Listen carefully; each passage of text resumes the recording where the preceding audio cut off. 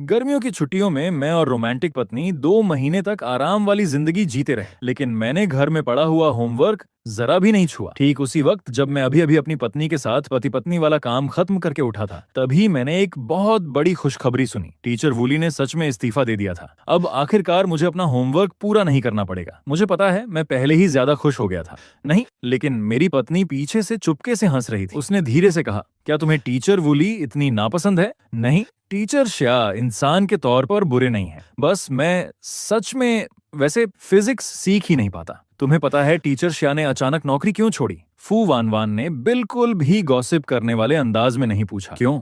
आज क्लास में बूढ़े श्या ने सीधे कह दिया कि उनकी बेटी लड़कों के चक्कर में पड़ी हुई है, काम धंधे पर ध्यान नहीं देती, कंपनी संभालने वाला कोई नहीं है, इसलिए उन्हें खुद वापस जाकर काम करना पड़ेगा। किससे पता था फू वान वान ये सुनकर जल जाएगी। पापा बाहर लोगों से मेरे बारे में ऐसे प्रचार करते हैं। मैं अभी तक संभल भी नहीं पाया था कि उसने आगे कहा, तो इसका मतलब तुम्हें उस निकम्मी बेटी का अच्छे से धन्यवाद करना चाहिए जो लड़कों में डूबी रहती है और काम नहीं करती। मेरे चेहरे पर ऐसा भाव था जैसे अचानक सारे कर्ज उतर गए हों, सिर्फ उनकी उस नालायक बेटी की वजह से। मैं आखिरकार जल्दी दुखों के समंदर से निकल सकता हूँ। फू वान वान ने मुझे याद दिलाया, टीचर श्या सिर्फ तुम्हें पढ़ाना बंद कर रहे हैं, ऐसा नहीं कि तुम्हारा यह सब्जेक्ट ही खत्म हो गया। मुझे यकीन नहीं कि मेरी किस्मत इतनी खराब हो सकती है कि फिर से इतना सख्त टीचर मिल जाए। तुम ही बताओ, अगर कोई खूबसूरत यू टीचर आ जाए। अब खूबसूरत लड़की, ये 2 शब्द सुन भी नहीं सकती, इस तरह की बातें बिल्कुल नहीं सुन सकती थी। उसने तुरंत मुझे चेतावनी दी, तुम फिर क्या करने की सोच रहे हो? कृपया अपनी औरतबाज पहचान याद रखो। मैंने तुरंत हार मान ली। आखिर मैं अब भी अपनी पत्नी की बाहों से दूर नहीं रह सकता था, खासकर क्योंकि रात में मैं उसकी पतली कमर छूना चाहता था। अगले दिन जब मैं उठा तो घर में सिर्फ मैं अकेला बचा था। खाने की ट्रे पर फू वान वान का छोड़ा हुआ एक नोट रखा था, मैं काम पर वापस जा रही हूँ, अच्छे बच्चे की तरह नाश्ता खत्म कर लेना। सीनियर ईयर की पहली सुबह की क्लास फिजिक्स थी। जैसे ही क्लास की घंटी बजी, क्लासरूम पहले 3 सेकंड तक शांत रहा। उसके तुरंत बाद पूरा कमरा फट पड़ा। मुझे बस 3 मिनट दो, मैं इस औरत की सारी जानकारी जानना चाहता हूँ। मैंने अनजाने में सिर उठाकर मंच पर खड़ी औरत को देखा। मेरा दिल जोर से कांप उठा। फिर पता नहीं मुझे क्या हुआ और मैंने जोर से चिल्ला दिया, पत्नी। अगले ही पल पूरी क्लास की नजरें मुझ पर टिक गईं। मुझे तुरंत एहसास हुआ कि गड़बड़ हो गई। मेरा फ्रेंड जल्दी से खड़ा होकर समझाने लगा, सॉरी टीचर, मेरा फ्रेंड का दिमाग थोड़ा ठीक नहीं है। जैसे ही कोई खूबसूरत लड़की दिखती है, ये खुद को पत्नी कहने से रोक नहीं पाता। फू वान वान एक पल के लिए रुकी। लड़कों को थोड़ा शर्मिला होना चाहिए। अपना परिचय दे देती हूँ, मेरा नाम फू वान वान है। टीचर श्या काम में बदलाव की वजह से फिलहाल नान यूनिवर्सिटी छोड़ चुके हैं। अब सीनियर ईयर की फिजिक्स क्लास में आप सबको पढ़ाऊंगी। क्लास और मूल्यांकन के तरीके के बारे में मेरी टीचर श्या से बात हो चुकी है और उन्हीं के बनाए नियमों के अनुसार सबकी फाइनल परीक्षा के नंबर तय किए जाएंगे। ये सुनते ही मुझे लगा जैसे किसी ने मेरे सिर पर जोरदार मुक्का मार दिया हो। मेरी पत्नी मेरी टीचर बन गई थी। क्या वो जिंग यूनिवर्सिटी में काम नहीं करती थी? अचानक नान यूनिवर्सिटी कैसे आ गई? सच में, कॉलेज का आखिरी साल और ऊपर से टीचर स्टूडेंट वाला रिश्ता भी, ये तो हद से ज्यादा अजीब हो गया। टीचर श्या ने जो होमवर्क दिया था वह मुझे ईमेल में मिल चुका है।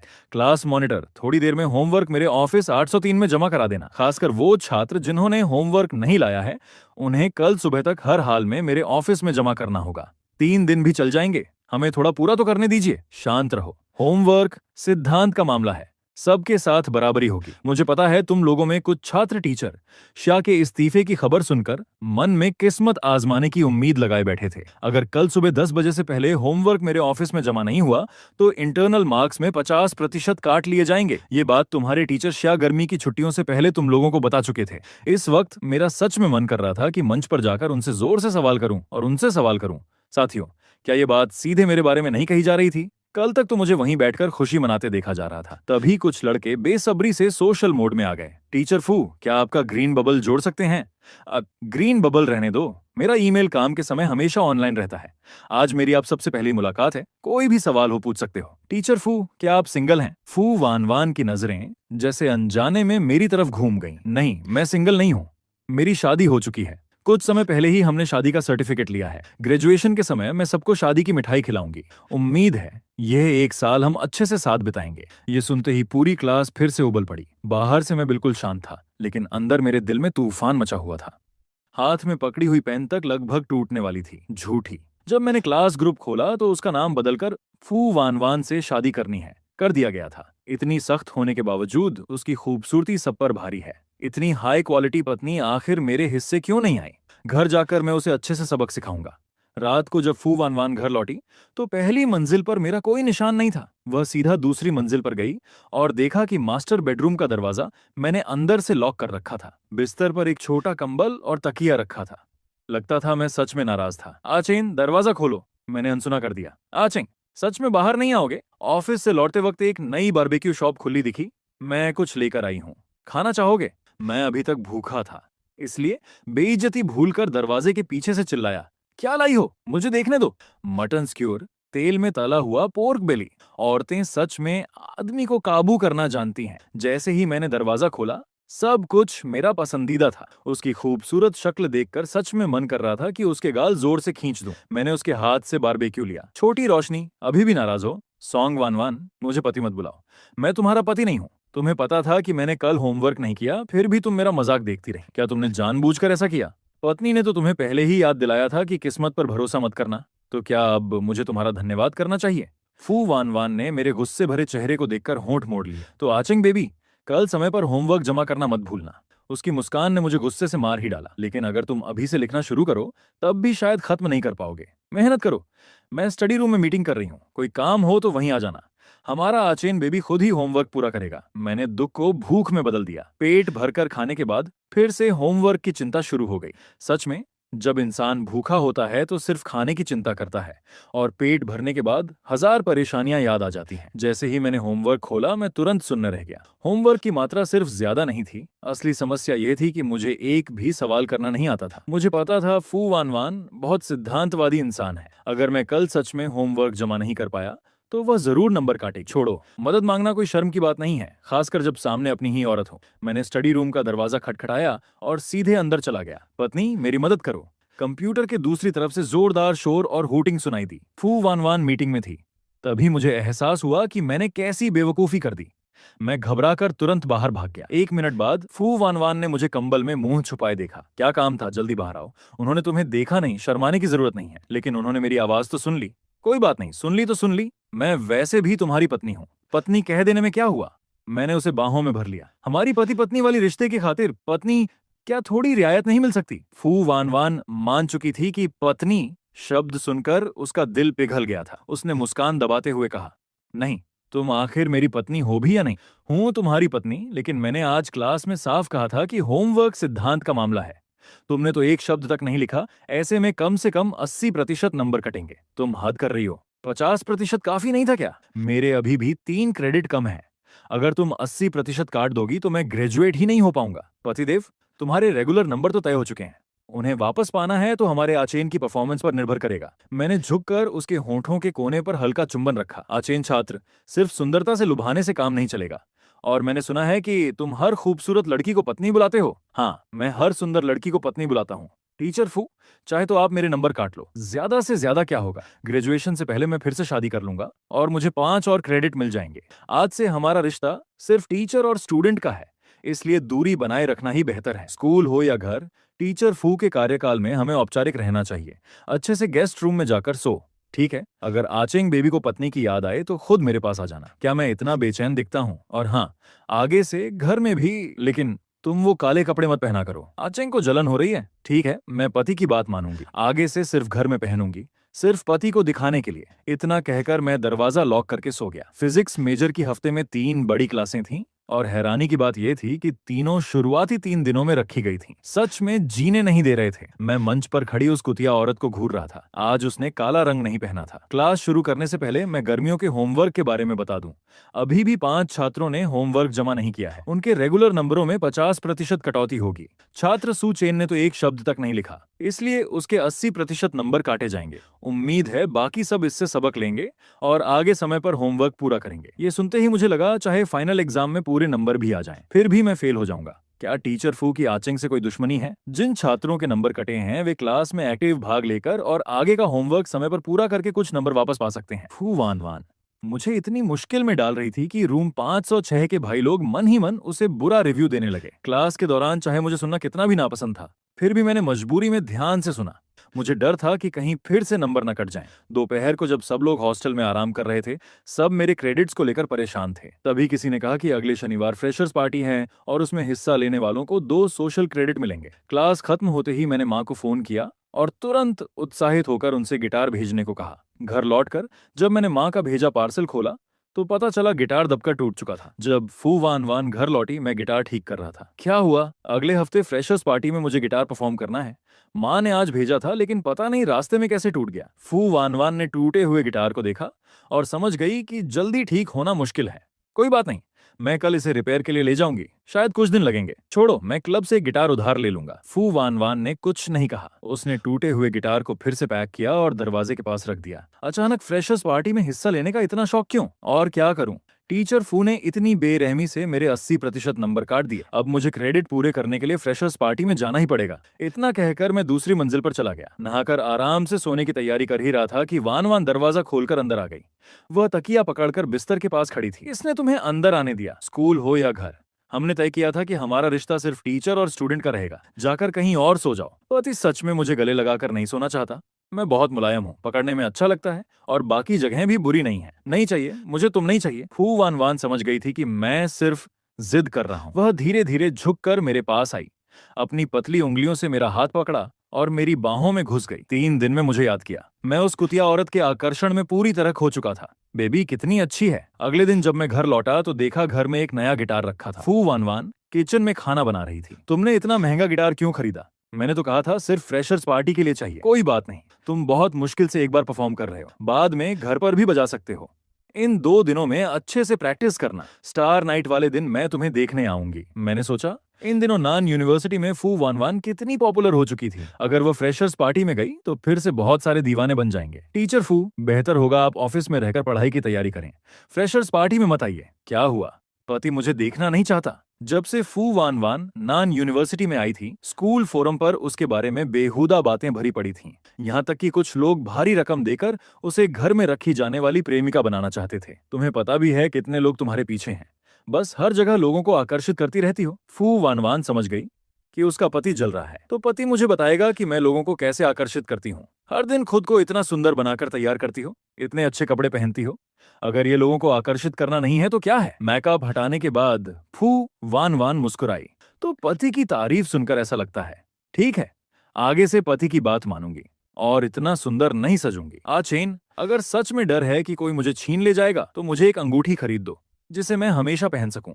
जब लोगों को पता चलेगा कि मैं शादीशुदा हूं तब वे हार मान लेंगे। तभी मुझे एहसास हुआ कि शादी को लगभग 3 महीने हो चुके थे और मैंने अभी तक फू वान वान को एक भी गिफ्ट नहीं दिया था। छोड़ो, फ्रेशर्स पार्टी खत्म होने के बाद मैं खुद उसके लिए कुछ चुनूंगा। आखिर मेरी ग्रेजुएशन की किस्मत अभी भी उसी कुतिया औरत के हाथों में थी। कई दिनों की मेहनत और मजबूत बेसिक्स की वजह से मेरी गिटार प्रैक्टिस बहुत अच्छी चल रही थी। परफॉर्मेंस से एक रात पहले मैं बार बार म्यूजिक शीट देख रहा था। डर था कि कहीं गलती ना हो जाए। जब फू वान वान घर लौटी तब काफी रात हो चुकी थी। फू वान वान इतनी देर क्यों?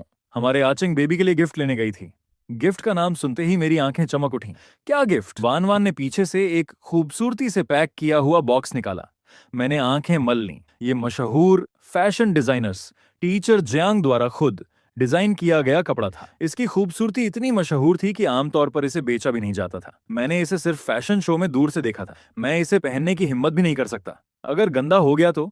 फू वान वान ने मेरा चेहरा दबाया। बेबी, ये तुम्हारे लिए है, लौटाने की जरूरत नहीं, अब ये तुम्हारा है। पति इसे पहनकर देखेगा। 2 मिनट बाद जब मैं ड्रेसिंग रूम से बाहर निकला, फू वान वान की आंखें पूरी तरह मुझ पर टिक गईं। अच्छा लग रहा हूँ?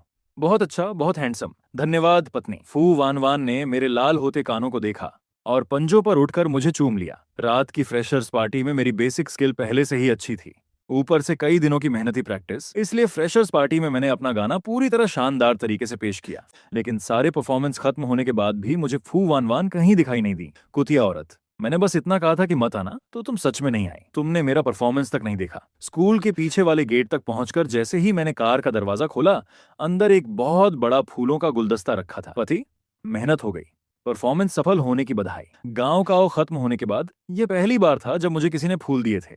लेकिन फिर भी थोड़ा अफसोस था क्योंकि फू वान वान ने अब अपनी आंखों से मेरा परफॉर्मेंस नहीं देखा था। मैं सिर झुकाकर फोन चलाने लगा और उसके मोमेंट्स के छोटे लाल डॉट पर क्लिक किया। तुम मेरा परफॉर्मेंस देखने आई थी? फू वान वान के मोमेंट्स में मेरे परफॉर्मेंस की फोटो थी और कैप्शन लिखा था, पूर्णिमा तारों भरे आसमान में छिपी हुई। फोटो कंट्रोल डेस्क के सबसे पीछे से ली गई थी। क्या तुमने स्कूल के टीचर्स को ब्लॉक कर रखा है? ये वीचैट सिर्फ परिवार से संपर्क के लिए है, काम में इसका इस्तेमाल नहीं करती।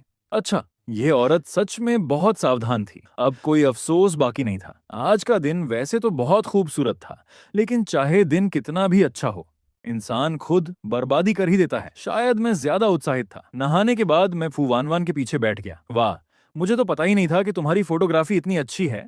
देखो ये कलर ग्रेडिंग। मैंने फोटो की तरफ इशारा करते हुए उससे पूछा, ये पैरामीटर कैसे सेट करती हो? फू वान वान कुछ बोल पाती उससे पहले ही उसने मेरे फोन में अपना सेव किया हुआ नाम देख लिया, बांझपन। फू वान वान ने कुछ नहीं कहा, बस सीधे मेरी गोद में बैठकर मुझे चूमने लगी। क्या कर रही हो? फू वान वान कुछ बोले बिना बस मुझे घूरती रही। आचेन बेबी, तुमने क्या किया है? खुद नहीं जानते? भगवान की कसम, सच में नहीं जानता मैंने क्या किया। मैंने क्या किया? तब तक फू वान वान मेरी शर्ट के बटन खोल चुकी थी। उसकी नरम आवाज गूंजी, आचेंग बेबी, मेरा सेव किया हुआ नाम क्या है? याद आया। मैं 2 सेकंड तक जड़ रह गया, फिर तुरंत होश आया। नहीं, वो तो उस समय, लेकिन यह औरत कभी सफाई नहीं सुनती थी। कौन जानता था कि अगले ही पल फू वान वान पूरी तरह मुझसे लिपट जाएगी। मुझे समझ आ गया था कि आज रात में बच नहीं पाऊंगा। शनिवार को मेरी आंख दोपहर 12 बजे खुली। बगल में कोई नहीं था। आलस से खिंचाई करते हुए जब मैं नीचे उतरा तो डाइनिंग टेबल पर कई व्यंजन पहले से रखे थे। मैंने जानबूझकर कुर्सी जोर से खिसकाई। तभी फू वान वान आखिरी डिश लेकर किचन से बाहर आई और मेरे बगल में बैठ गई। क्या हुआ बेबी? मैं चुप रहा। दिमाग में सिर्फ पिछली रात के दृश्य घूम रहे थे। पति, मुझसे गलती हो गई।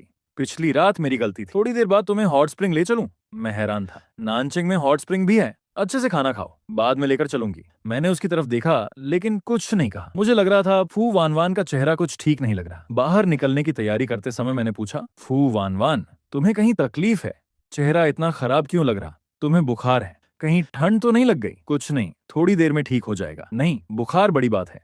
अगर दिमाग खराब हो गया तो? हम नानचिंग पीपल्स हॉस्पिटल पहुंचे। मैं आमतौर पर बीमार नहीं पड़ता, इसलिए अस्पताल भी कम आता था। ओपीडी हॉल में खड़े होकर मुझे समझ ही नहीं आया कि कौन सा विभाग दिखाना है। चिंता मत करो, सीधे बारू विभाग चलते हैं। वहां मेरा एक दोस्त है। मैं बस फू वान वान का हाथ पकड़कर उसके साथ चला गया। वान वान दीदी, आप हमारे अस्पताल कैसे?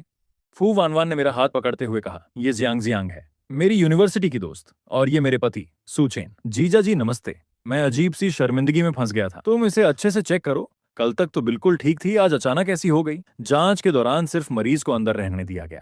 जीजा जी, आप बाहर इंतजार कीजिए, मैं हूं ना। वान वान दीदी को कुछ नहीं होगा। अंदर से आवाज आई, ये बहुत समय तक दबाकर रखने की वजह से हुआ है। बकवास मत करो। आचेंग के सामने कुछ उल्टा सीधा मत बोलना, समझी? लेकिन जियांग जियांग फिर भी बोल उठी, जीजा जी, दीदी का बुखार इसलिए है क्योंकि फू वान वान ने तुरंत उसकी बात काट दी। आखिर हुआ क्या? मत रोको मुझे। ये बस इसलिए हुआ है क्योंकि दीदी ने बहुत लंबे समय तक खुद को रोके रखा। वापस आते समय मैं शर्म से गड़ा जा रहा था। क्या मतलब बहुत समय तक दबाकर रखने का? कल रात तो हम दोनों ने झोला छाप डॉक्टर, पक्का झोला छाप डॉक्टर।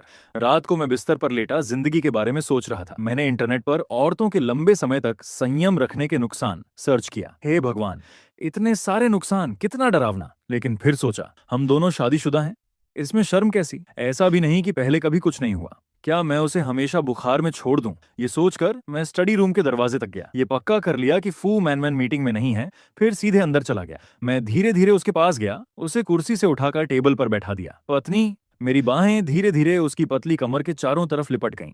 उसकी स्कर्ट पहले से ही छोटी थी और इस पोजीशन में और ऊपर खिसक गई थी। पत्नी, हम दोनों शादीशुदा हैं, अब इतना शर्माने की जरूरत नहीं। वैसे भी पहले भी तो। मेरी आवाज भारी हो गई थी, लेकिन कान लाल हो चुके थे। तभी फू वान वान धीरे से हंस पड़ी। बेवकूफ, उस पहली रात कुछ भी नहीं हुआ था। मैंने हैरानी से उसकी तरफ देखा। तो तुमने मुझसे झूठ क्यों बोला? मैं सच में नाराज हो गया था। औरत हल्के से हंसी, क्योंकि मैं तुम्हें घर ले जाना चाहती थी। मैं तुरंत उठ खड़ा हुआ, बाहर निकला और मास्टर बेडरूम का दरवाजा अंदर से लॉक कर लिया। कुतिया औरत, अब मैं तुमसे कभी बात नहीं करूंगा। पागल हो जाओ। तुमने सिर्फ मुझे नहीं, मेरी भावनाओं को भी धोखा दिया। फू वान वान, अब तुम्हें मास्टर बेडरूम में आने की इजाजत नहीं। उसी समय नानचेंग के एस ग्रुप में हड़कंप मच गया। ब्रेकिंग न्यूज, हमारे जीजा जी हैं। क्या जीजा जी? वान वान दीदी का बॉयफ्रेंड है। अपनी सोच बड़ी करो। बॉयफ्रेंड नहीं, पति। क्या वान वान दीदी शादीशुदा हैं? अंदाजा लगाओ जीजा जी कौन है।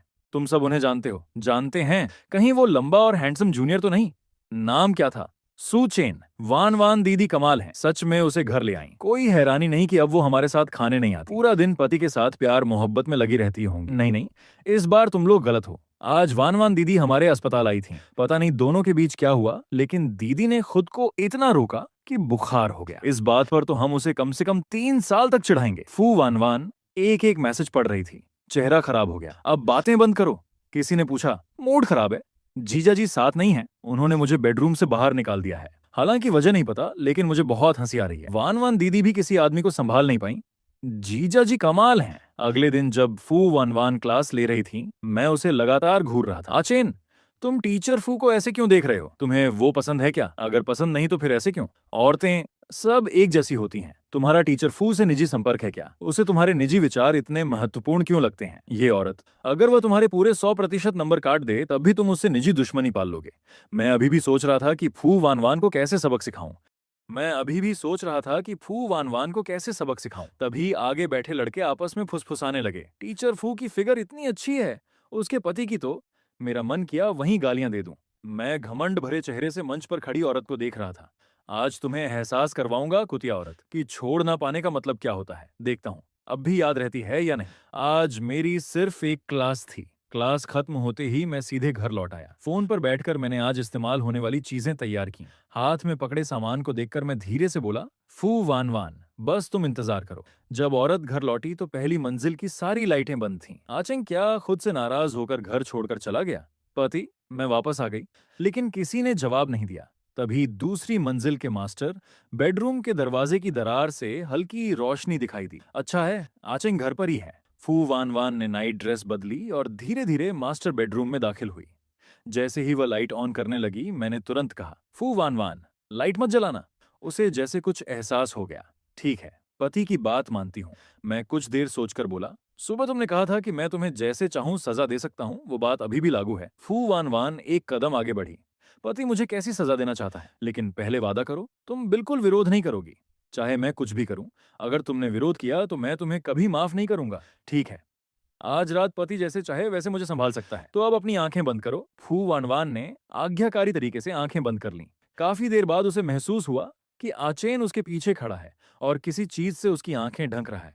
उसे बिल्कुल अंदाजा नहीं था कि आगे क्या होने वाला है। क्या बात है, आज आचेंग बेबी इतना एक्टिव क्यों है? तो मिस फू, कृपया इस मुश्किल से मिले समय का आनंद लीजिए। मैं कहाँ चुप बैठने वाला था। मैं नीचे नहीं उतरा, बल्कि धीरे धीरे अपनी शर्ट उतारने लगा। फू वानवान सच में पागल होने वाली थी। मिस फू, थोड़ा सब्र करो। काफी देर बीत गई। आखिरकार मैं थक चुका था। आचेन बेबी, अब तो मुझे छोड़ दोगे? तुम इतनी आज्ञाकारी रही हो, इसलिए छोड़ देता हूँ। फू वान वान लाल चेहरे के साथ जल्दी से बाथरूम भाग गई। जब वह वापस आई तब तक मैं सामान्य नाइट ड्रेस पहन चुका था, लेकिन मुझे अंदर से कुछ अजीब लग रहा था।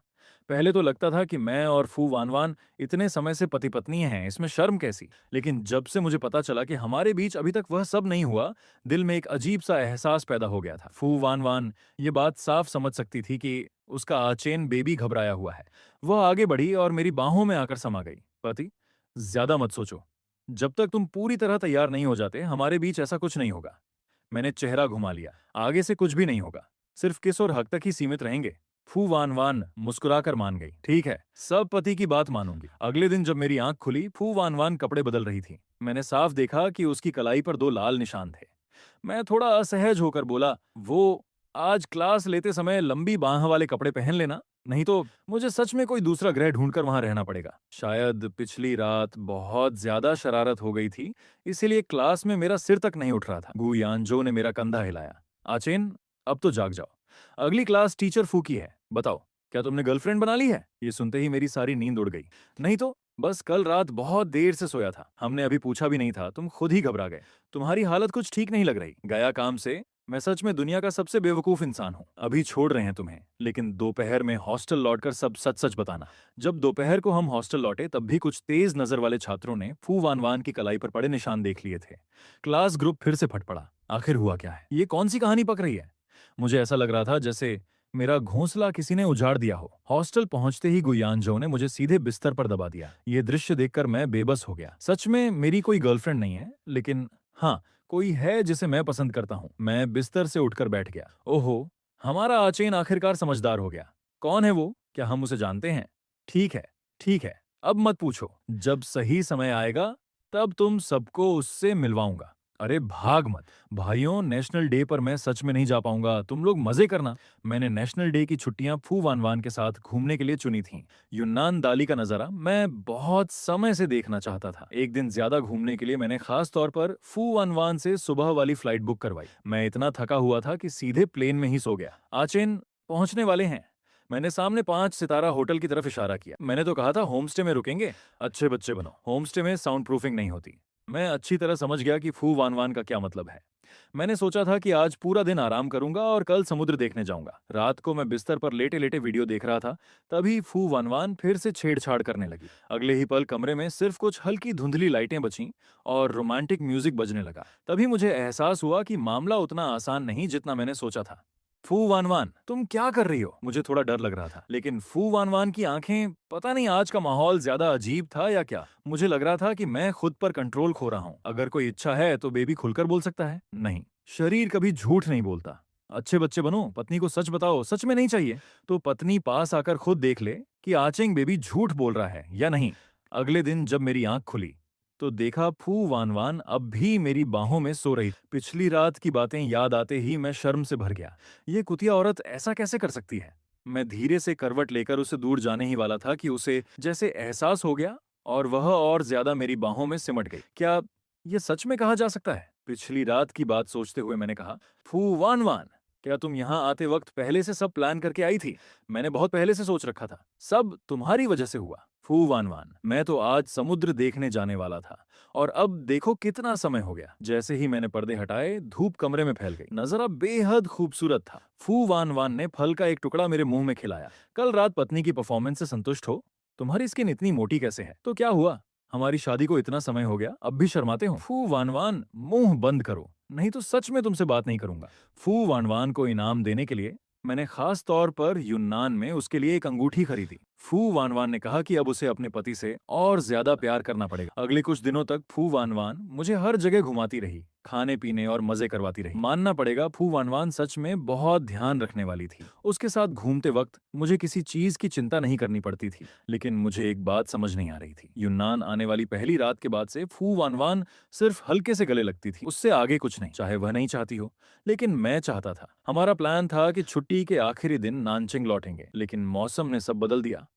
आखिरी दिन तेज बारिश की वजह से फ्लाइट्स बंद हो गईं। फू वान वान ने टिकट बदलवा दी और हम एक दिन पहले घर लौटा। घर पहुंचते ही मैं सीधे सोफे पर लेट गया। फू वान वान जानती थी कि मुझे बाहर का खाना ज्यादा पसंद नहीं, इसलिए घर आते ही उसने मेरे मनपसंद सारे खाने बना दिए। मुझे तुम्हारे हाथ का खाना बहुत याद आ रहा था। कुछ दिन बाहर क्या गए, आचेंग तो अब प्यार से लाड करने भी लगा। रात को फू वान वान मेरी बाहों में थी। मैंने उसके पीठ पर हाथ फेरा, लेकिन मेरा मूड थोड़ा खराब था। फू वान वान फिर से और करीब आकर मेरी छाती से लग गई। अब बस भी करो, अच्छे बच्चे बनो और सो जाओ। मैंने सीधे उसे अलग किया और अकेला बिस्तर के किनारे बैठ गया। थोड़ी देर बाद फू वान वान को लगा कुछ गड़बड़ है। उसने जल्दी से नाइट लैंप जलाया और दोनों हाथों से मेरा चेहरा पकड़ लिया। क्या हुआ बेबी? उसने मेरी तरफ देखा। फू गुड़िया, क्या तुम सच में यह रिश्ता निभाना चाहती हो या नहीं? क्या मतलब निभाना चाहती हूँ या नहीं? पत्नी को बताओ क्या हुआ। अगर वह पूछती नहीं तो शायद ठीक था, लेकिन उसके पूछते ही मैं और ज्यादा परेशान हो गया। पहले तुम हर दिन मुझे छेड़ती रहती थी, मेरा दिल पूरी तरह उलझा देती थी, लेकिन इन 2 दिनों में तुम अचानक शरीफ औरत कैसे बन गई? ऐसा नहीं है। उस रात के बाद मुझे लगा तुम बहुत थक गए हो और खुश नहीं थे, इसलिए चाहती थी कि तुम कुछ दिन आराम कर लो। मुझे फू वान वान की बात पर बिल्कुल भरोसा नहीं हुआ। उसने मेरा हाथ कसकर पकड़ लिया। महसूस हुआ, अब जब एचेंग बेबी खुद इतना एक्टिव हो गया है, मैं सच में तुमसे बहुत प्यार करती हूँ। आज रात तुम्हें फिर मना करने की इजाजत नहीं है। वह पूरी रात बिना सोए भी थी। जब से मेरी और फू वान वान की शादीशुदा जिंदगी पूरी तरह एक हो गई थी, वह मुझ पर और ज्यादा निर्भर हो गई थी। मुझे सच में लगने लगा कि शादी के बाद औरतें बहुत डरावनी हो जाती। आज दोपहर फू वान वान को ऑफिस में ओवरटाइम करना था। मैंने खाना खाकर उसके लिए भी पैक करवाया और ऑफिस पहुंचा दिया। लेकिन जैसे ही मैं ऑफिस में दाखिल हुआ, फू वान वान ने मुझे सीधे दीवार से सटा दिया। गर्दन पर किस नहीं कर सकते। तभी मुझे स्कूल फोरम की बातें याद आ गईं और मेरा मूड तुरंत खराब हो गया। इतने सारे लोग मेरी पत्नी पर नजर लगाए बैठे थे। क्या सबके सब अंधे हैं? उसने हीरे की अंगूठी पहन रखी है, फिर भी एक एक करके सब बेशर्मी से उसके पास आने की कोशिश करते हैं। जितना सोचो उतना गुस्सा आता है। अगले ही पल मैंने दोनों हाथों से फू वान वान की पतली कमर पकड़ ली, सिर झुकाया और उसकी लंबी गर्दन पर सीधे दांतों से निशान बना दिया। थोड़ी ही देर में वहां 3 साफ साफ स्ट्रॉबेरी के निशान उभर आए। फू वान वान, तुम्हारा पति है, तुम्हें खुद का ध्यान रखना चाहिए। बाहर बहुत बुरे आदमी हैं, ठीक है? पति की बात मानूंगी। अगले दिन फिजिक्स की क्लास में मैं अब भी उनींदा था। आखिर हफ्ते में 3 फिजिक्स क्लास में से 2 सुबह सुबह ही क्यों होती हैं? जैसे ही क्लास की घंटी बजी, सिर उठाने से पहले ही मैंने क्लास में लगातार चीख पुकार और उत्साह की आवाजें सुन ली। जिस पल मैंने सिर उठाया, सच में मन किया कि इस धरती को छोड़ दूं। ये कुतिया औरत आज सफेद ड्रेस पहनकर आई थी और उसकी गर्दन पर बने वो 3 स्ट्रॉबेरी निशान और भी ज्यादा साफ दिखाई दे रहे थे। कुछ लड़कों में तो सच में बहुत हिम्मत थी। गर्मी है, इसलिए पति की बात नहीं मानी क्या? इस सवाल का जवाब कौन बोर्ड पर आकर देगा? टीचर, मैं शू त्यान ले अपनी सीट से उठ खड़ा हुआ और धीरे धीरे मंच की तरफ बढ़ा। मैंने सिर उठाकर उसकी सफेद शर्ट की तरफ देखा। सबकी आंखें ठीक थीं, इसलिए सबने साफ देख लिया। शू त्यानले की गर्दन पर भी स्ट्रॉबेरी के निशान थे और वही सफेद शर्ट। मैं पहले से ही चिढ़ा हुआ था। मुझे सबसे ज्यादा नफरत थी उन लोगों से जो छोटी छोटी चीजों को भी कपल लुक समझ लेते थे। लेकिन सबसे गुस्से वाली बात यह थी कि फू वान वान ने सिर्फ हल्की सी मुस्कान दी और कुछ नहीं कहा। क्या ये दोनों कल रात साथ थे? फू वान वान पहले ही नान यूनिवर्सिटी में बहुत मशहूर थी। दोपहर तक जब मैं कैंटीन खाने गया, ये बात पूरे नान यूनिवर्सिटी की सबसे बड़ी खबर बन चुकी थी। मैंने खाना तो लिया, लेकिन खाने का बिल्कुल मन नहीं था।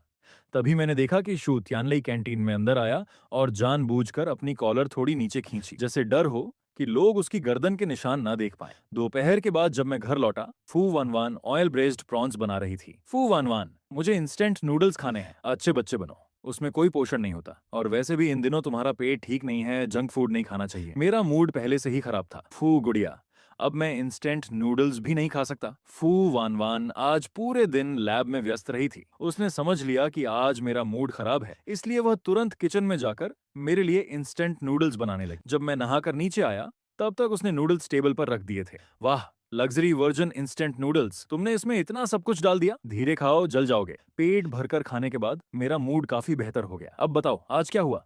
मैंने फोन फू वान वान के सामने रख दिया। उसके चेहरे का भाव एक पल में बदलता जा रहा था और हर सेकंड ज्यादा खराब होता जा रहा था। उसे अपने सामने देखकर मुझे अचानक लगा कि शायद मैं ही जरूरत से ज्यादा सोच रहा था। वो पूरे दिन इतनी मेहनत से एक्सपेरिमेंट कर रही थी, फिर रात को घर आकर मेरे लिए खाना भी बनाया, और मैं उससे उस तरह बात कर रहा था। मुझे तुम पर भरोसा है। बस उसने ये शब्द नहीं कहे थे, लेकिन मेरे दिल में अजीब सा दर्द। फू वान वान ने मेरा सिर सहलाया। कोई बात नहीं, इसे मैं संभाल लूंगी। रात को मैंने खुद आगे बढ़कर फू वान वान को गले लगाया। पत्नी, क्या तुम्हें कभी लगता है कि मैं बहुत बच्चा हूँ? नहीं पति, तुम ऐसा क्यों सोचते हो? आगे से उस शू त्यानलेई से थोड़ा दूर रहना। फू वान वान ने सिर हिलाया। ठीक है, मैं पति की हर बात मानूंगी। रविवार का मौसम बहुत अच्छा था और उसी के साथ मेरा मूड भी काफी हल्का था। मैंने पहली मंजिल पर धूप वाली जगह ढूंढी और पूरा दिन ड्राइंग बनाता रहा। जब मैं स्टडी रूम के पास से गुजरा, तभी फू वान वान ने फोन रखा था। खत्म हो गया, चलो बाहर टहलने चलते हैं। फू वान वान ने हाथ बढ़ाकर मेरे गाल दबाए। चलो। मुझे अचानक याद आया कि उसने अभी अभी फोन रखा था। क्या मैंने तुम्हारे काम में बाधा डाली? नहीं। फू वान वान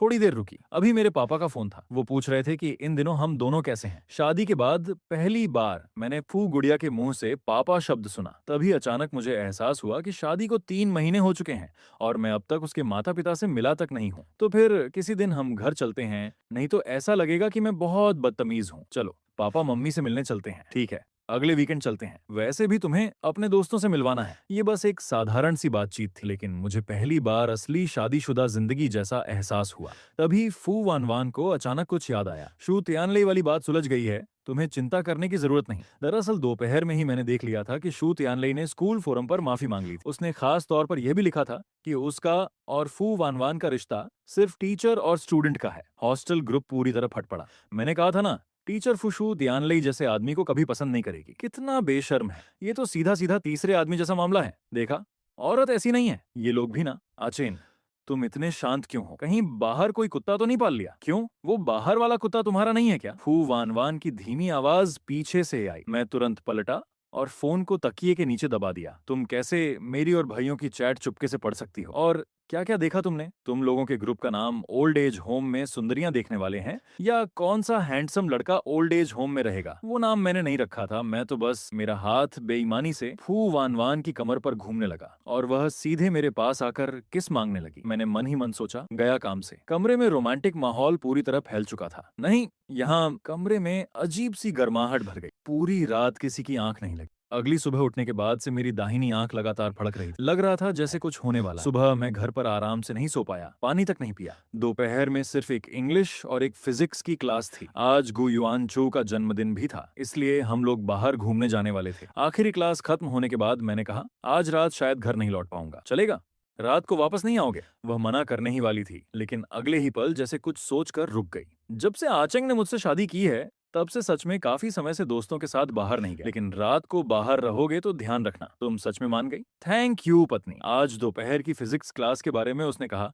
वैसे पत्नी अमर रहे, मुझे शायद फोरम मीटिंग में जाना पड़ेगा, इसलिए आज की एक क्लास कोई दूसरा टीचर लेगा। अच्छे से क्लास अटेंड करना। जैसे ही मैं स्कूल पहुंचा, खुद को रोक नहीं पाया। भाइयों, आज दोपहर टीचर फोरम मीटिंग में जाएगी, इसलिए फिजिक्स क्लास कोई दूसरा टीचर लेगा। ओहो हो, बढ़िया। वैसे भी पढ़ाने वाली टीचर फू नहीं होगी। जो टीचर आएगा वो सिर्फ एक क्लास के लिए आएगा, किसी को जानता भी नहीं होगा, पक्का अटेंडेंस भी नहीं लेगा। आचिन, तुम्हें कैसे पता कि टीचर फू फोरम मीटिंग में जा रही है? मैं अभी वापस आते वक्त सुन लिया था। टीचर फू किसी दूसरे टीचर से बात कर रही थी। छोड़ो, कैसे पता चला, बस खबर पक्की होनी चाहिए। लेकिन चेन मोंग का आईडी कार्ड अभी भी मेरे पास है। उसने कहा था छुट्टी के बाद लेने आएगा। ऐसा करो, तुम लोग पहले रेस्टोरेंट और केक बुक कर लो, मैं क्लास खत्म होते ही आकर मिल जाऊंगा। कैसा? तू तो अब सच में लड़की के चक्कर में दोस्तों को भूल गया है। अरे नहीं, और वैसे भी अगर मैं क्लास में अटेंडेंस नहीं दूंगा तो तुम्हारी मदद कैसे करूंगा? ठीक है, तो इस क्लास के बाद जियांग लिंगताओ पीछे से निकल जाएगा। स्कूल से निकलते वक्त गु यानजो अब भी थोड़ा परेशान था। तुम्हें लगता है ये ठीक होगा? भाई, आज तुम्हारा बर्थडे है, अभी सबसे जरूरी चीज है मजे से बर्थडे मनाना। इतना कहकर सब लोग केक शॉप में घुस गए। उसी समय क्लासरूम में जियांग लिंगताओ अब भी चेन मोंग को मैसेज भेज रहा, स्कूल खत्म होते ही गेट पर आ जाना, जन्मदिन का सामान लेना है,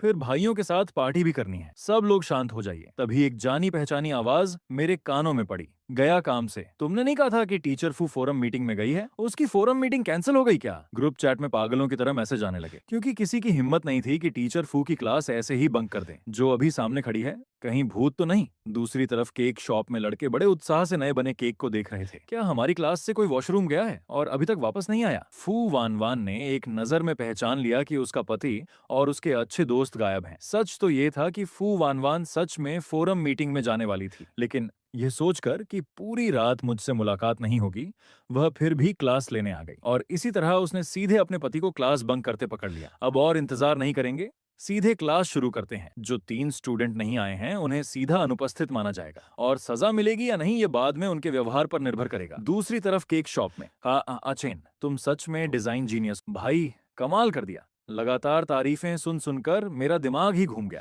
अरे बस भी करो, जल्दी जियांग लिंगताओ को रेस्टोरेंट की लोकेशन भेजो। जैसे ही मैंने फोन निकाला और उसे मैसेज भेजने लगा, ग्रुप में 99+ मैसेज दिखे। गया काम से, टीचर फू क्लास लेने पहुंच गई। वो कह रही है कि हम तीनों ने क्लास बंक की है, शायद सजा भी मिले। मैंने फोन खोला, ग्रुप में एक फोटो थी। फू वन वन ब्लैक फेस लिए मंच पर खड़ी थी। खाने की मेज पर मेरा ध्यान कहीं और था। भाइयों, सच में माफ करना, मैंने तुम सबको फंसा दिया। झांग पेंग ने बेबसी में हाथ हिलाया। सबने खाना तो खाया, लेकिन किसी का मन नहीं था। रात को जमकर पीने का जो प्लान था वह भी अब नामुमकिन लग रहा था। लगभग 9 बजे तक सब खत्म हो गया था। मैं अभी टैक्सी लेकर घर जाने की तैयारी कर रहा था, ताकि फू वान वान को अच्छी तरह सब समझा सकूं। जैसे ही मैं ट्रैफिक सिग्नल पार करके आगे बढ़ा, मैंने फू वान वान की कार सड़क किनारे खड़ी देखी। मैं चलकर गया और कार में बैठ गया। फू वान वान ने मेरी तरफ एक बार भी नहीं देखा। मैं थोड़ा असहज होकर बोला, मैंने सोचा था कि तुम दोपहर में फोरम मीटिंग में गई हो। मैं तुम्हें सब समझा सकता हूं, आखिर गुयांजो का जन्मदिन था। फू वान वान ने अपने लाल होंठ कसकर बंद रखे और एक शब्द भी नहीं कहा। यह औरत सच में बहुत गुस्से में थी। आज वह हद से ज्यादा नाराज थी। उन्हें मैं ही वहां लेकर गया था। तुम खुद मुश्किल में हो, फिर भी हीरो बनने की सोच रहे हो और दूसरों की तरफदारी कर रहे हो। घर पहुंचने के बाद मैं लगातार फू वान वान के पीछे पड़ा रहा। पत्नी, मैं तुमसे वादा करता हूं, ये पहली और आखिरी बार है, ठीक है? वान वान, मेरी खातिर उनके नाम मत लिखना। मैं उसके लिए धुले हुए फल लेकर आया। हटाओ इसे, हटाओ। कल अभी क्लास भी लेनी है। मैं जानता था कि फू वान वान सिद्धांतों वाली इंसान है। अगर उसने कहा है कि अनुपस्थित क्लास का हिसाब होगा तो वह जरूर करेगी, लेकिन अपने दोस्तों के लिए थोड़ा कष्ट सहने में मुझे कोई परेशानी नहीं थी। ये सोचकर मैं नहाने चला गया। नहाने के बाद मैंने खुद को हिम्मत दी। दोस्तों की उम्मीद अब तुम पर टिकी है। सच कहूं तो मैंने सिर्फ कमर पर ढीला सा तौलिया बांध रखा था। तुमने कपड़े क्यों नहीं पहने? फू वान वान ने मेरी तरफ देखा और तुरंत शर्माकर नजरें झुका ली। मैं फुर्ती से बिस्तर पर चढ़ गया और रजाई में घुस गया। मत देखो, मेरी तरफ देखो। तुम जाकर नाइट सूट पहन लो, गुंडागर्दी मत करो। अपनी पत्नी के सामने ये गुंडागर्दी कैसे हुई? फू वान वान के चुप रहने का फायदा उठाकर मैंने उसका हाथ पकड़कर एक चुंबन दे दिया। ए चेंग, तुम तो चालाकी कर रहे हो। मुझे मनाने की कोशिश करते हुए देखकर वह नाराज भी हुई और हंस भी पड़ी। मैंने कहा, आज रात सब तुम्हारी मर्जिंगी से होगा। पत्नी, तुम जो सजा देना चाहो दे सकती हो। मेरी बातों से फू वान वान का चेहरा लाल हो गया। वह थोड़ी मदहोश सी आवाज में बोली, कल सुबह तुम तीनों मेरे ऑफिस में मेरा इंतजार करना। अगली सुबह हम तीनों फू वान वान के ऑफिस के दरवाजे पर सीधी लाइन में खड़े थे। अंदर आओ। जैसे ही गुयांजू अंदर गया, वह तुरंत गहराई से झुककर माफी मांगने लगा। प्रोफेसर, मुझे सच में माफ कर दीजिए, कल मेरा जन्मदिन था। जन्मदिन मुबारक हो। हम सब दंग रह गए। क्या उसने सच में ये कहा था? फिर फू वान वान ने गंभीर होकर कहा, चाहे मैं तुम्हें पढ़ाऊं या नहीं, चाहे कोई भी विषय हो, कोई भी कारण क्लास छोड़कर बाहर घूमने का बहाना नहीं बन सकता। लेकिन तुम लोगों का सामान्य प्रदर्शन अच्छा रहा है, खासकर सुचेन का। इसलिए इस बार मैं इसे बड़ी गलती नहीं मानूंगी। बस अनुपस्थित माना जाएगा और सामान्य अंकों में 5 अंक काटे जाएंगे। धन्यवाद प्रोफेसर, आपकी उम्र लंबी हो और जीवन सुखी रहे। लेकिन उन्हें बिल्कुल नहीं पता था कि पिछली रात मैंने उनके लिए कितनी मेहनत की थी। क्लास में लौटते ही वे लोग खुशी से झूमने लगे। कल मैंने अपनी पूरी ताकत लगा दी थी ताकि फू वान वान का गुस्सा शांत हो जाए। मैंने मन ही मन फैसला किया कि कुछ दिन आराम करूंगा, तभी दोबारा पूरी ताकत हासिल कर पाऊंगा। लेकिन फू वान वान खुद उदास रहने लगी। पूरे 1 हफ्ते से उसने एचेन को अपने पास नहीं देखा था। उसे लगने लगा कि मैं सिर्फ तब उसके पास आता हूं जब मुझे उससे कोई काम होता है। अब जबकि कोई परेशानी नहीं थी, मैं उससे दूर भाग रहा था। इसी वजह से वह और परेशान हो गई। अपने सहेलियों के ग्रुप में फू वान वान ने उदास होकर मैसेज भेजा, बाहर आओ, शराब पीते हैं। उसकी 2 सहेलियां बोलीं, हमें तो हमारे अपने पतियों ने परेशान कर रखा है। क्या हुआ? कल ही तो तुम कह रही थी कि तुम हर दिन अपने जवान छात्र पति को तंग करती हो। बस रहने दो, मुझे अभी तुम लोगों के साथ की जरूरत है। आ सकती हो। शाम को जब मैं घर लौटा तो हैरानी हुई कि फू वान वान घर पर नहीं थी। मैं सोच रहा था कि उसे फोन करके पूछूं और उसे थोड़ा नरम होने का मौका दूं। तभी फोन बजा। हेलो जीजा जी, मैं जियांग जियांग हूं। वैन वैन ने बहुत ज्यादा शराब पी ली है। हम उसे घर छोड़ने आ रहे हैं, बस पहुंचने ही वाले हैं। जब मैं नीचे भागकर पहुंचा, जांग जांग की कार पहले ही दरवाजे पर आ चुकी थी। इसने इतनी शराब क्यों पी ली? जीजा जी, अब वान वान को आपके हवाले करते हैं। हम चलते हैं। बहुत धन्यवाद, रास्ते में ध्यान रखना। मैं फू वान वान को गोद में उठाकर घर के अंदर ले गया। उसे सोफे पर बैठाकर मैंने देखा, तुमने इतनी शराब क्यों पी ली कि घर का रास्ता तक भूल गई? ये पहली बार था जब मैंने फू वान वान को नशे में देखा था। उसने अपने हाथ मेरी गर्दन में डाल दिए और मुझे कसकर गले लगा लिया। क्या तुम अभी भी पहचानते हो कि मैं कौन हूं? मेरे प्यारे पति। उसकी बात सुनकर मैं हंस पड़ा। मैं उठने ही वाला था कि उसने मुझे पकड़ लिया। पति, मुझसे नाराज मत हो, ठीक है? मुझे अपनी गलती का एहसास है। आगे से मैं कॉलेज में तुम्हें मुश्किल में नहीं डालूंगी। मैंने कहा, आगे से इतनी शराब मत पीना। बाहर बहुत बुरे लोग होते हैं और किसी के सामने यूं लाड भी मत करना, समझी? उसने नशे में जवाब दिया, तुम मेरे पति हो। मैं तुम्हें इतने सालों से पसंद करती हूं। मैं तुम्हें पहचानने में गलती नहीं कर सकती। मैंने हंसते हुए कहा, पत्नी, तुम सच में बहुत उलझी हुई हो। हमारी शादी को अभी सिर्फ 6 महीने हुए हैं। अगले दिन जब मेरी आंख खुली तो सुबह के 10 बज चुके थे। जैसे ही मैं नीचे आया, फू वान वान ताजा बना हुआ फ्राइड एग लेकर मेरे पास आ गई। मैंने कल रात वीडियो रिकॉर्ड किया था। अब तो पति नाराज नहीं है ना? अगर तुमने आगे से मुझे फिर परेशान किया तो मैं वह वीडियो कॉलेज फोरम पर डाल, सब देख सकें कि कॉलेज की ठंडी और खूबसूरत एसोसिएट प्रोफेसर घर में कैसी होती है। उसने खास तौर पर दिल के आकार का अंडा बनाया था और मेरी पसंद का नाश्ता भी तैयार किया था। शुक्रवार को मेरी सिर्फ एक क्लास थी। मैं लंबे समय तक मॉल में घूमता रहा और सास ससुर से मिलने के लिए कुछ उपहार खरीद लिए। मन में घबराहट थी। मैं उपहार लेकर घर लौटा। जैसे ही मैंने दरवाजा खोला, क्या तुम दोनों मेरे खिलाफ बगावत करने वाले हो? क्या इस घर में अब मेरी कोई बात ही नहीं चलती? एक मेरी 3 साल की फिजिक्स टीचर थी और दूसरी मेरी बचपन की आइडल। इस समय फू वान वान और श्या गुओ हुआ दीवार के कोने में खड़े कांप रहे। फू युन ने पीछे मुड़कर दरवाजे पर खड़े मुझे देखा। मैं बचपन की तुलना में और भी ज्यादा हैंडसम लग रहा था। फू युन दुनिया की शीर्ष फैशन डिजाइनरों में से एक थीं और बचपन से ही मेरी आइडल रही थी। फू वान वान ने मुझे दरवाजे से पकड़कर अंदर खींच लिया। माँ, आप इन्हें डरा रही हैं। ए चेन, ये मेरी माँ हैं और ये मेरे पापा हैं। टीचर श्या। फू वान वान के साथ इतना समय बिताने के बाद भी मुझे पता नहीं था कि टीचर श्या उसके पिता हैं। मैंने तुरंत अभिवादन किया, अंकल श्या, आंट फू, नमस्ते। मैं और वान वान तो कल आप दोनों से मिलने आने वाले थे। फू युन ने मेरी तरफ देखकर कहा, देखो ये चेन को, कितना समझदार बच्चा है। और तुम दोनों 80 साल की उम्र जोड़कर भी अक्ल नहीं आई? इतना बड़ा फैसला कर लिया और परिणाम के बारे में सोचा तक नहीं। शादी जैसी बड़ी बात में क्या मेरा कोई हक नहीं था? तभी मुझे समझ आया कि आंट फू को अभी अभी पता चला है कि वह सास बन चुकी है। मैं जल्दी से आगे बढ़ा और बोला, आंट, आप पहले शांत हो जाइए। वान वान अभी तक सोच रही थी कि आपको कैसे बताए। उन्होंने कहा, चेन, तुम अच्छे बच्चे हो, तुम्हें इन दोनों की तरफदारी करने की जरूरत नहीं है। इस मामले में गलती फू वान वान की ही है। तभी फू वान वान बोली, माँ, क्यों ना आप और ये चेंग थोड़ा आराम कर लें? मैं और पापा खाना बनाते हैं, दफा हो जाओ। आंट फू ने झिड़क दिया। मेरे मन में हमेशा उनकी छवि एक शालीन और गरिमामयी महिला की रही थी। ऐसा दृश्य मैं पहली बार देख रहा था। मैंने माहौल हल्का करने के लिए बात शुरू की। आंट फू, मुझे डिजाइनिंग बहुत पसंद है। बचपन से मैं आपका बहुत बड़ा फैन रहा हूं। मैं लगातार बातों का विषय ढूंढता रहा। एक सीधा साधा इंसान हालात की वजह से पूरा सोशल एक्सपर्ट बन गया था। आंट फू ने कहा, चैन, इस मामले में वैनवान ने सच में ठीक से नहीं सोचा। तुम लोगों की शादी वाली बात, मैं उसकी खबर ले लूंगी। इन दोनों ने मुझे पूरी तरह अंधेरे में रखा। बताओ, क्या ये ज्यादा नहीं हुआ? शादी का सर्टिफिकेट लेने के बाद मुझे बताया गया, और ये बूढ़ा आदमी भी इसे छिपाने में साथ देता रहा। फिर उन्होंने फू वान वान से कहा, वान वान, कल ये चेन को घर लेकर आना। हम सब औपचारिक रूप से साथ बैठकर खाना खाएंगे। ठीक है। फू वान वान ने सिर हिलाया। जाते समय उसने कहा, आप और पापा रास्ते में ध्यान रखिएगा। उनके जाने के बाद मुझे अचानक लगा जैसे मेरी सारी बातें और भावनाएं पढ़ ली गई हों। मैंने फू वानवान से पूछा, फू वानवान, क्या तुम्हारे पास मुझे समझाने के लिए कुछ नहीं है? उसने धीरे से कहा, पति माफ कर दो, मुझे तुमसे ये बात नहीं छिपानी चाहिए थी। मैंने कुछ नहीं कहा और सीधा अपने ड्राइंग रूम में जाकर स्केच बनाने बैठ गया। लेकिन मेरा मन बिल्कुल शांत नहीं था। दिमाग पूरी तरह उलझा हुआ था।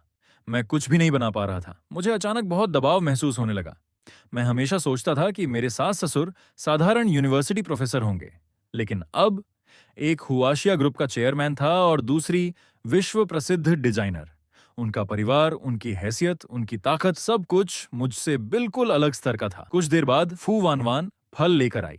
ए चेन, बाहर आकर थोड़ा फल खा लो। उसे कोई जवाब नहीं मिला। वह दरवाजा खोलकर अंदर आई और मुझे डेस्क के सामने खाली नजरों से बैठे हुए देखा। मैंने कहा, फू वानवान, फिलहाल मेरा तुमसे बात करने का मन नहीं है। उसने धीरे से कहा, पति, मैंने जानबूझकर नहीं छिपाया था। तभी मुझे टीचर शिया की बात याद आई। वह निकम्मी बेटी जिसकी वह बात कर रहे थे, वही फू वानवान थी। मैंने कहा, अब समझ आया, तुम जानबूझकर मेरा मजाक देखना चाहती थी, है ना? फू वानवान ने जल्दी से फल की प्लेट एक तरफ रखी और मेरे पास आकर बैठ गई। तो अब जब तुम्हें सब पता चल गया है, कहीं ऐसा तो नहीं कि तुम अब मेरे साथ नहीं रहना चाहते? मैंने कहा, मैंने कब कहा कि मैं तुम्हारे साथ नहीं रहना चाहता? उसी पल मुझे महसूस हुआ कि फू वानवान इस रिश्ते में सचमुच बहुत असुरक्षित महसूस करती है। मैंने कहा, फू वानवान, जो लोग झूठ बोलते हैं उन्हें कीमत चुकानी पड़ती है, और इस बार तुम्हारा व्यवहार बेहद खराब रहा है, इसलिए कुछ समय तक तुम अकेले सोओगी। ये सुनते ही फू वानवान घबरा गई। वह तुरंत खड़ी हो गई, लेकिन मैंने उसे कुछ समझाने का मौका नहीं दिया। मैं सीधे बेडरूम में गया, दरवाजा बंद किया और अंदर से लॉक लगा लिया। अगले दिन मैं और फू वानवान पहले से बनी योजना के अनुसार फू परिवार की विला में गए। मैंने कहा, माँ पापा, ये आपके लिए कुछ उपहार हैं। सच कहूं तो मैं पिछली रात इतना घबराया हुआ था कि समझ नहीं पा रहा था कि उन्हें क्या कहकर बुलाऊं। फू वानवान और श्या गुओहुआ एक दूसरे को देख रहे थे। दोनों की आंखों के नीचे काले घेरे थे। पूछने की भी जरूरत नहीं थी। दोनों को उनकी पत्नियों ने बेडरूम से निकाल दिया था और रात भर ठीक से नींद नहीं आई थी। आंट फू मुस्कुराकर बोली, आओ आओ, उपहार लाने की जरूरत नहीं थी, खाना तैयार है, भूख लगी होगी ना? फिर उन्होंने मुझे अलग से कहा, ए चेन, माँ तुम्हें एक बात बताना चाहती है। वान वान उम्र में तुमसे बड़ी है, लेकिन कभी कभी बिल्कुल बच्चे जैसी हरकत करती है और उसका स्वभाव भी थोड़ा खराब है। अगर वह हद से ज्यादा करे तो मुझे बताना, मैं उसकी खबर लूंगी। और अगर बिल्कुल ही नहीं बना तो माँ तुम्हारे लिए उससे भी बेहतर लड़की ढूंढ देगी। मैंने सामने बैठी बेचारे चेहरे वाली फू वान वान की तरफ देखा। खाना खाने के बाद आंट फू मुझे अपने सीक्रेट स्टूडियो में ले गई। पूरा दोपहर हम वहीं रहे और बाहर नहीं निकले।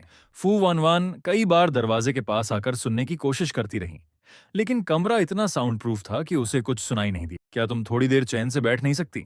बाहर से आवाज आई। शाम के 7 बजे हम दोनों आखिरकार कमरे से बाहर निकले। मेरी बाहों में एक बड़ा डिब्बा था। फू वानवान उत्सुकता से देखने आगे बढ़ी कि उसमें क्या है, लेकिन मैंने तुरंत उसे बचाकर एक तरफ कर लिया।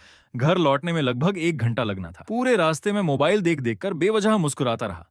फू वानवान कई बार पूछना चाहती थी कि मैं क्या देख रहा हूं, लेकिन जिद में चुप रही।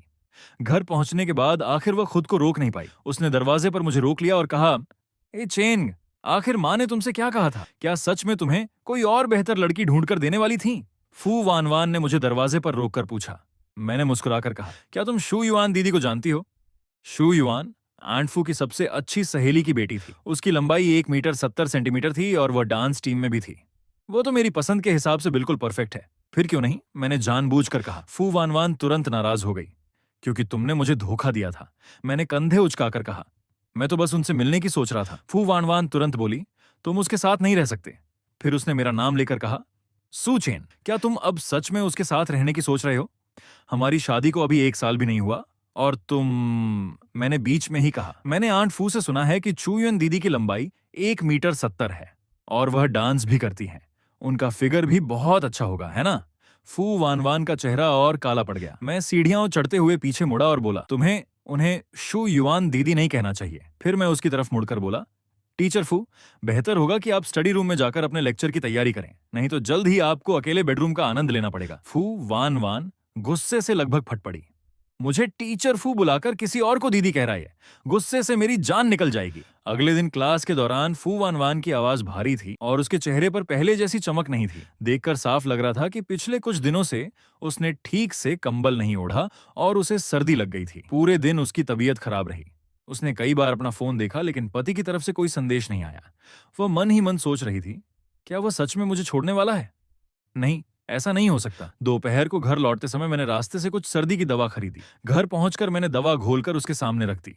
दवा पी लो, नहीं तो हालत और खराब हो जाएगी। फू वान वान की आंखें तुरंत लाल हो गईं। पति, मुझे मत छोड़ो। मैं आगे से कॉलेज में तुम्हें परेशान नहीं करूंगी।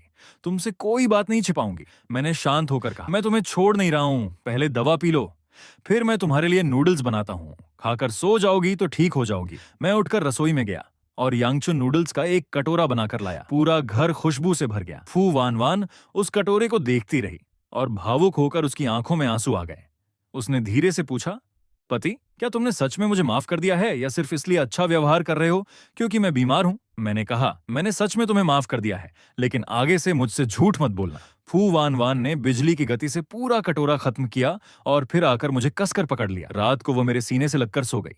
वह बिल्कुल एक छोटी बिल्ली की तरह मेरे पास सिमटी हुई थी। उसने धीमी आवाज में कहा, पति, पिछले कुछ दिनों से मैं बिल्कुल ठीक से नहीं सो पाई। मुझे सच में डर था कि तुम मुझे छोड़ दोगे। मैंने उसके बाल सहलाते हुए कहा, वान वान, तुम इतनी असुरक्षित क्यों महसूस करती हो? उस दिन मैं सिर्फ स्टूडियो में अकेले बैठकर शांत होना चाहता था, लेकिन तुमने तुरंत पूछ लिया कि क्या मैं तुमसे अलग होना चाहता हूं। क्या हमारे रिश्ते पर तुम्हें इतना भी भरोसा नहीं है? फू वान वान, मैं सच में तुम्हें बहुत पसंद करता हूँ, बहुत प्यार करता हूँ। आगे से ऐसी बेकार बातें मत सोचना, समझी? फू वान वान ने सिर हिलाकर हामी भरी। अगले दिन जब फू वान वान घर लौटी तो उसने देखा कि मैंने घर में एक तिजोरी लगवा दी है। मैंने गर्व से कहा, कैसी लगी? माँ ने जो उपहार दिए थे सब इसमें बंद है। फिर मैंने तिजोरी खोलकर दिखाया। माँ ने कहा कि ये जेड पेंडेंट तुम्हारे परिवार की विरासत है। ये सारी प्रॉपर्टी के कागज हैं और माँ का आर्ट स्टूडियो भी अब मेरे नाम कर दिया गया है। मैं लेना नहीं चाहता था लेकिन माँ ने जबरदस्ती दे दिया। फू वान वान हंस पड़ी। वैसे भी पूरे फू परिवार की कीमती चीजें अब तुम्हारे और माँ के हाथ में हैं। मैं और पापा तो बस अपनी सैलरी कार्ड के मालिक हैं। उस शाम फू वान वान की सहेलियों ने बार में मिलने का कार्यक्रम बनाया। फू वान वान तो बिल्कुल आराम से तैयार हो रही थी लेकिन मैं थोड़ा नर्वस था। उसने मेरा हाथ पकड़कर कहा, घबराओ मत, वे सब बहुत अच्छे लोग हैं। जब हम प्राइवेट रूम में पहुंचे तब वहां सिर्फ जियांग जियांग और नानशीन थी। जैसे ही उन्होंने मुझे देखा, दोनों उत्साह से चिल्लाईं, वाह, तो ये हैं जीजा जी? एक लड़की ने हाथ बढ़ाकर कहा, मैं लानशिंग, जियांग जियांग से तो पिछली बार मिल चुके हूं। मैं उसे देखकर लगभग पहचान ही नहीं पाया। कौन सोच सकता था कि अस्पताल में सफेद कोट पहनने वाली गंभीर डॉक्टर जियांग जियांग आज गुलाबी बॉडीकॉन ड्रेस पहनकर मेरे सामने खड़ी होगी। तभी दरवाजा फिर खुला। मैं आ गई। जीजा जी से मिलने में भला देर कैसे कर सकती हूँ? अंदर आती हुई लड़की ने मुस्कुराकर कहा, जीजा जी नमस्ते, मैं जियांग श्यूरो हूँ। मैं भी गुचेंग मिडिल स्कूल से हूँ। मैं जियांग श्यूरो को देखकर कुछ देर तक उसे देखता ही रह गया। मुझे एक अजीब सा अवास्तविक एहसास हो रहा था। मैंने कहा, बिल्कुल जानता हूं कि तुम गुचिंग मिडिल स्कूल से हो। उस समय तो तुम हाई स्कूल सेक्शन की स्कूल ब्यूटी थी। ये सुनते ही जियांग श्यूरो ने नकली गुस्से से कहा, जीजा जी, ये तो बिल्कुल गलत बात है। स्कूल ब्यूटी तो हमारी वान वान थी। उस समय आप वान वान को नहीं जानते थे क्या? फिर खुद ही जवाब दिया, हाँ सही है। उस समय उसे सिर्फ पढ़ाई से मतलब था, लोगों से नहीं। बिल्कुल हमारी वान वान ही थी। इसलिए तुम उसे नहीं जानते थे तो यह भी सामान्य बात है। ये सुनकर कमरे में मौजूद सभी लोग हंसने लगे। मैंने अपराध बोध के साथ फू वान वान की तरफ देखा तो वान वान भी गुचिंग मिडिल स्कूल की ही छात्रा थी। गया काम से इस औरत का चेहरा फिर से उतर गया था। जियांग श्यूरो ने यह जानबूझकर किया था। मैं फू वान वान को बहुत अच्छी तरह जानता था। वह इस बात पर गुस्सा नहीं थी कि मुझे पता नहीं था कि हम दोनों एक ही स्कूल में पढ़े थे। वह इसलिए नाराज थी क्योंकि मुझे किसी और की याद थी, लेकिन उसकी नहीं। यह औरत सच में बहुत ज्यादा जलन करती थी। जब पार्टी खत्म होने लगी तो एक वेटर बिल पर साइन करवाने आया। जियांग श्यूरो दरवाजे के पास बैठी थी। मैंने यूं ही उसकी तरफ देखा और उसके हस्ताक्षर पर नजर पड़ गई। कितनी खराब लिखावट है। सच में इंसान बदल जाते हैं। पहले उसकी हैंडराइटिंग कितनी सुंदर हुआ करती थी। फू वान वान को लगा जैसे उसे गहरा आघात पहुंचा हो। उसका अपना पति मिडिल स्कूल में पढ़ते समय हाई स्कूल की एक खूबसूरत लड़की को याद रखता था, लेकिन उसे नहीं। कुछ देर बैठने के बाद फू वान वान ने कोई बहाना बनाया और मुझे लेकर सीधे घर लौट आई। घर पहुंचते ही मैंने तुरंत उसे मनाने की कोशिश की। पत्नी, मुझे सच में नहीं पता था कि तुम भी गुचिंग मिडिल स्कूल में पढ़ती थी। हमारी शादी को इतना समय हो गया, लेकिन तुमने भी तो कभी मुझे नहीं बताया। फू वान वान ने सीधा सवाल किया, क्या तुम्हें लगता है कि जियांग श्यूरो मुझसे ज्यादा सुंदर है? ऐसा कैसे हो सकता है? वह तो एक बुरी लड़की है। मैंने गंभीरता से कहा, सुनो, मैं आमतौर पर दूसरों के बारे में बुरा बोलना पसंद नहीं करता, लेकिन आगे से तुम उससे थोड़ा दूर ही रहना। फू वान वान ने हैरानी से पूछा, तुम्हें कैसे पता कि वह बुरी लड़की है? मैंने कहा, वह लड़कों की भावनाओं से खेलती है। वैसे भी वह कोई अच्छी इंसान नहीं है। अगर उस समय मेरे दिल में थोड़ी सी समझदारी बाकी होती तो मैं सच में खुद को एक थप्पड़ मार देता, लेकिन मैं दिल की बात छिपाकर नहीं रख सकता था। रात को मैं बिस्तर पर लेटा हुआ था, बार बार करवट बदल रहा था और मुझे नींद नहीं आ रही थी। आखिरकार मैंने कहा, वनवान, मैं अब और नहीं सह सकता। मुझे तुम्हें एक बात बतानी है, लेकिन तुम गुस्सा मत होना। क्या हुआ? फू वानवान ने पूछा। मैंने गहरी सांस ली। मैं कभी जियांग श्यूरो को पसंद करता था। फू वानवान की आंखें तुरंत फैल गईं। वह कुछ बोलने ही वाली थी, लेकिन मैंने उसे रोक दिया। पहले मेरी बात पूरी सुन लो। उस समय मैं 8वीं कक्षा में था और तुम लोग 12वीं में थे। अचानक उसने मुझे नाश्ता देना शुरू कर दिया और मुझे चिट्ठियां भी लिखती थी, इसलिए मुझे लगा कि वह मुझे पसंद करती है।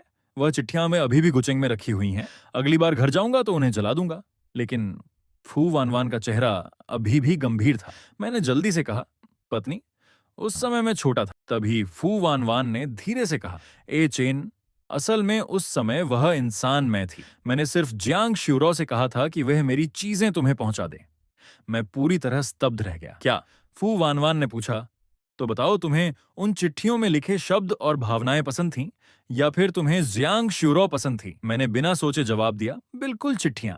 मैं सिर्फ तुमसे प्यार करता हूं, वानवान। फू वानवान के मन में भावनाओं का तूफान चल रहा था। ये बेवकूफ आदमी, क्या चिट्ठियां पढ़ते समय उसने हस्ताक्षर नहीं देखे थे? लेकिन फिर उसने सोचा, ए चेन की क्या गलती? गलती तो पूरी तरह जियांग श्यूरो की है। वही तो बीच में सामान पहुंचाने वाली। फू वानवान ने गुस्से में अपना फोन उठाया। उसने सीधे उस असली अपराधी को गर्ल्स ग्रुप से बाहर निकाल दिया और एक तरफा फैसला लेते हुए जियांग श्यूरो को वीचैट से भी डिलीट कर दिया। उधर जियांग श्यूरो ने अचानक अपनी स्क्रीन पर लाल रंग का एक्सक्लेमेशन मार्क देखा। उसे ऐसा लगा जैसे उसके साथ बहुत बड़ा अन्याय हो गया हो। 5 मिनट भी नहीं बीते थे कि उसे जियांग जियांग से खबर मिल गई। मरने से पहले सच्चाई जान लो। जीजा जी ने कहा है कि तुम लड़कों की भावनाओं से खेलती हो और उन्होंने वैन वैन को तुम्हारे साथ घूमने से मना कर दिया है। जियांग श्यूरो पूरी तरह हैरान रह गई। मैंने कब लड़कों की भावनाओं से खेला? मैं 27 साल की हूँ, जन्म से आज तक सिंगल हूँ। जिस एक आदमी को मैं पसंद करती हूँ वो अभी विदेश में है और मुझे ठीक से भाव भी नहीं देता। फिर मैं कब से बुरी लड़की बन गई? जब से फू वानवान ने पहली मंजिल के गेस्ट रूम को मेरे स्टूडियो में बदल दिया था, मैं उसके स्टडी रूम में बहुत कम जाता था। उस दिन फू वानवान स्कूल में ओवरटाइम काम करने गई हुई थी। मैं सुबह से ही बोर हो रहा था।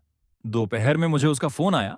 उसने कहा कि मैं स्टडी रूम में जाकर एक दस्तावेज उसे भेज दूं। वैसे भी मैं खाली था, इसलिए काम पूरा करने के बाद मैं कुछ देर स्टडी रूम में बैठकर किताब पढ़ने लगा। जब मैं बाहर निकलने लगा तो गलती से मेरा पैर डेस्क से टकरा गया।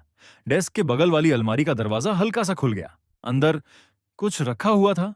और आज के लिए इतना ही गाइस। आप लोग बताना कैसा था, और नेक्स्ट पार्ट के लिए 200 कमेंट्स और 1000 लाइक्स का गोल कंप्लीट कर दो। वीडियो अपलोड कर दूंगा और सब्सक्राइब कर लेना, नहीं तो नोटिफिकेशन नहीं मिलेगा। मिलते हैं नेक्स्ट वीडियो में।